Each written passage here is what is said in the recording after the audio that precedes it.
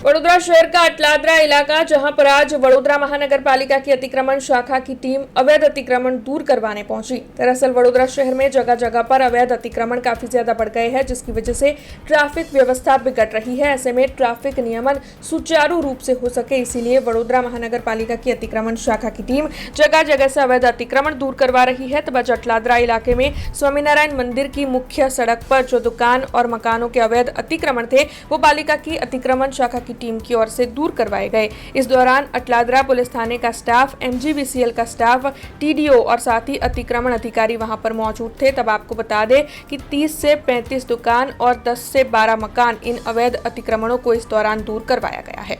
अटलादरा अक्षर चौक ब्रिज उतरी ने डाबी बाजू स्वामीनारायण मंदिर सुधी रोड लाइन में आवता 40 થી 45 જેટલા દુકાનો ને મકાનો દૂર કરવાની કામગીરી આજરોજ વડોદરા મ્યુનિસિપલ કોર્પોરેશનની દમણ શાખાની ટીમ, TDO વિભાગ, અટલાદરા પોલીસ સ્ટેશનનો સ્ટાફ, અટલાદરા GEB તેમજ અન્ય વિભાગોને સાથે રાખી અને કાર્યવાહી હાથ ધરવામાં આવેલ છે। હાલમાં એવું કોઈ કોર્ટના અમારી પાસે કોઈ એવો આદેશ છે નહીં અને એ બાબતમાં વધારે માહિતી આપણે TDO વિભાગ દ્વારા મળી શકે છે।